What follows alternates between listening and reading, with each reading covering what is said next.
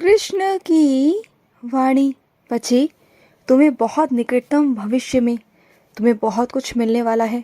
तुम्हें बहुत कुछ प्राप्त होगा जो तुम चाहते हो, बल्कि इससे ज़्यादा कहूँ तो बहुत, तुम्हारी सोच से भी ज़्यादा तुम्हें मिलेगा। निकटतम भविष्य में तुम्हें सब कुछ प्राप्त हो जाएगा, सब कुछ। और सुनो, कोशिश किया करो कि तुम्हें किसी की मदद की ज़रूरत ना पड़े, बिल्कुल ज़रूरत ना पड़े। अपने चीज़ों को खुद से करने की कोशिश करो, और अगर ज़रूरत पड़े भी तो किसी ऐसे इंसान की तुम मदद करो जो ज़रूरतमंद हो, ऐसे करो। लेकिन अपने लिए कभी दूसरों पर निर्भर मत रहो। अपने कामों को तुम जितना अच्छी तरह तुम कर सकते हो, दूसरा नहीं कर सकता। मैं मानता हूँ कि दूसरा इंसान तुम्हारे काम कर भी देता है, तुम्हारे रिश्तों में बंध कर, तुम्हारी मित्रता के कारण, लेकिन ना वो इंसान इतने अच्छे से वो काम नहीं कर पाता जितने अच्छे से तुम कर पाते हो। तो कुछ चीज़ों को खुद से करना शुरू करो, और जो चीज़ें नहीं हो पाती हैं उसे अगले दिन पर टाल दो, पर खुद से करो। देखो, लेकिन किसी और को मत दो, और कोशिश करो कि तुम ही करो। और सुनो, तुम्हारा ध्यान जहाँ नहीं जाना था फिर वहीं चला गया है।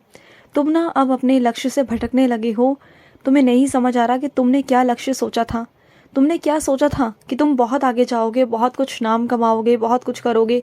तुमने प्राथमिकता हमेशा अपने काम को दी थी, हमेशा। लेकिन अब मुझे लग रहा है कि तुम्हारा दिमाग और तुम्हारा मन कहीं और ही लग रहा है।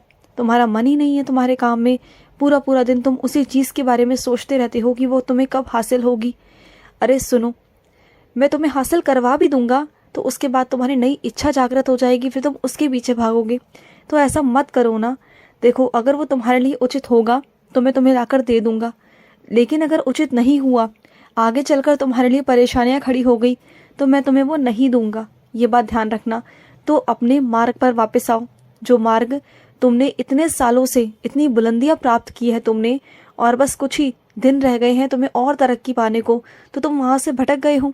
ये सब चीज़ें क्यों कर रहे हो? अपने साथ खिलवाड़ क्यों कर रहे हो? ये मत करो। जो भी तुम्हारे दिमाग में है ना, उसे रखो, लेकिन अपने काम पर बिल्कुल भी प्रभाव मत पड़ने दो। अपने काम को काम के तरीके से करो। देखो, निजी जिंदगी और जो बाहर की ज़िंदगी है ना, जो तुम्हारे काम की ज़िंदगी है, उसे अलग रखो। दोनों को अगर एक साथ करने की कोशिश करोगे ना, तो फिर सब चीज़ें बिगड़ जाएंगी, सब चीज़ें। और सुनो, तुम्हें याद है तुमने मुझसे एक इच्छा मांगी थी बहुत साल पहले, और मैंने वो पूरी भी कर दी। और तुमने उसके बदले मुझसे कुछ कहा था कि कृष्ण, मैं वो करूँगा।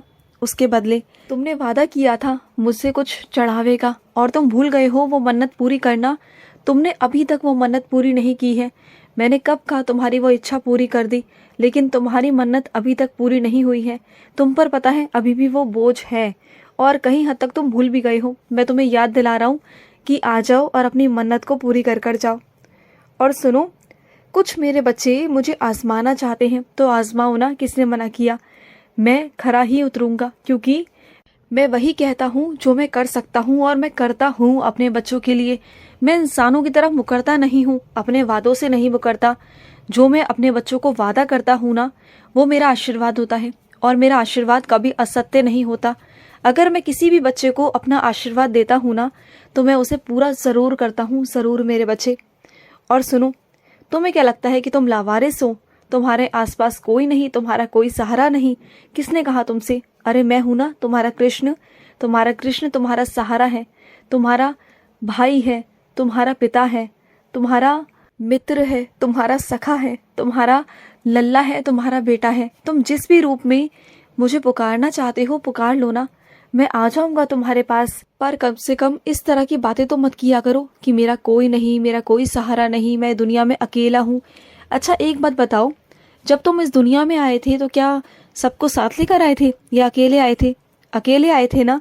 और जब अकेला आना होता है इंसान को, और अकेला ही जाना होता है, तो फिर इंसान इस दुनिया में आकर अपने आप को अकेला क्यों समझता है? क्यों भीड़ की उम्मीद करता है, कि रिश्तों की उम्मीदें करता है कि कोई उसके पास आए, उसका सहारा बने, उसका काम करे? क्यों करता है, जब उसे पता है कि अकेला आना है, अकेला जाना है, अकेला सब कुछ करना है? ये किराए के मकान में तुम आए हो, ये पृथ्वी है ना, ये पूरी पृथ्वी ये किराए का मकान है, और यहाँ पर जो लोग रहता है ना, उसे वापस अपने स्थान पर जाना ही होता है जहाँ से वो आया है। तो इन सब चीज़ों को लेकर क्यों उम्मीदें लगाते हो किसी से? क्यों कि कोई आएगा, कोई मेरी मदद करेगा, मुझसे बात करेगा, मुझसे प्यार करेगा, क्यों करते हो उम्मीदें? फिर वो उम्मीदें टूटती हैं तो फिर परेशान हो जाते हो, विश्वासघात होता है तब तुम परेशान हो जाते हो।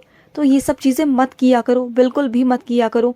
और सुनो, जब भी तुम्हारे आगे कोई भी खाना परोसा जाता है ना, तो वो पता नहीं किस नीयत से वो खाना बनाया जाता है तुम्हारे लिए। क्योंकि कभी कई लोग ना तुम्हें खाना देना नहीं चाहते हैं, लेकिन मजबूरी में उन्हें देना पड़ता है। लेकिन जब वो खाना बनता है ना, तो वो हमेशा गुस्से से बनता है, बहुत गलत नीयत से बनता है, और वही खाना जहर बन जाता है, जहर। तो जब भी वो तुम्हारे आगे परोसा जाए ना, अब तुम्हारी भी मजबूरी है कि तुम्हें वो खाना पड़ता है।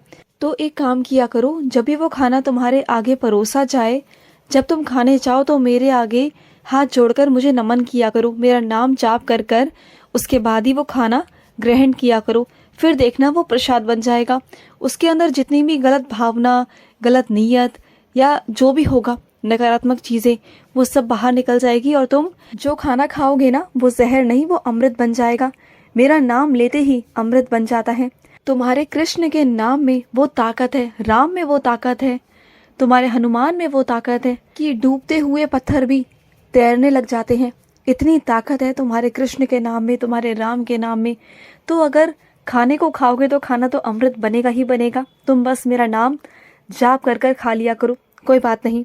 और सुनो, जब तुम मुझसे उम्मीदें लगाओगे ना, जब तुम मुझसे विश्वास रखोगे, मेरे ऊपर विश्वास रखोगे, तो सच कहता हूँ कि मुझसे तुम्हारी कभी उम्मीदें टूटेंगी नहीं, कभी तुम्हारा विश्वास नहीं टूटेगा, कभी तुम्हारे साथ विश्वासघात नहीं होगा, कभी नहीं होगा।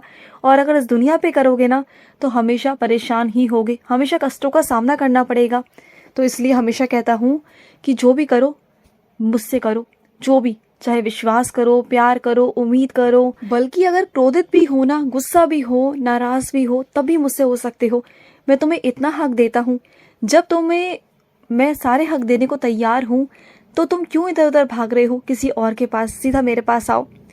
और सुनो, अगर कोई इंसान परेशान है ना, अगर उसके पास इतने पैसे नहीं हैं कि वो अपनी दवाइयाँ कर सके, क्योंकि वो जो भी कमाता है ना, वो सब उसके खर्चों में चला जाता है, सब कुछ।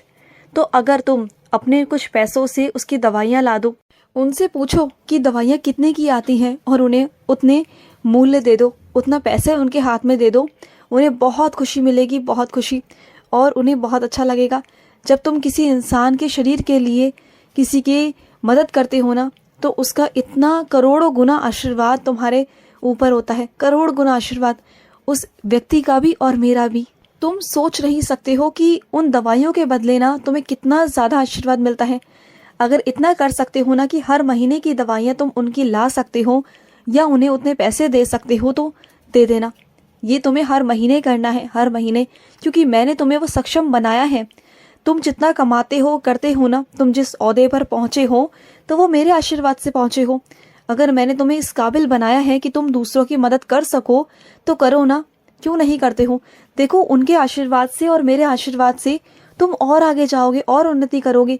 तुम जितने लोगों की मदद करोगे ना अपने ज़िंदगी में, तुम उसके दुगना आगे बढ़ते जाओगे। ये मैं तुमसे कहता हूँ, ये मेरे वचन है तुमसे, कि तुम जितना मदद करोगे लोगों की, जितना ज़रूरतमंदों की मदद करोगे, उतना तुम आगे जाओगे, उतना तुम्हारी बढ़ोतरी होगी, उतना तुम्हारा विकास होगा। फिर तुम्हें कोई रोक नहीं पाएगा, क्योंकि तुम्हारे साथ हज़ारों लाखों दुआएं, करोड़ों आशीर्वाद होंगे, और साथ में मेरा भी आशीर्वाद। तो तुम्हें कोई रोक ही नहीं सकता आगे बढ़ने से, चाहे कितने भी शत्रु खड़े हो जाए तुम्हारे खिलाफ, पर तुम आगे बढ़ोगे, ये मैं तुमसे कहता हूँ। खुश रहो। आज का कृष्ण संदेश समाप्त हुआ। जय श्री कृष्णा।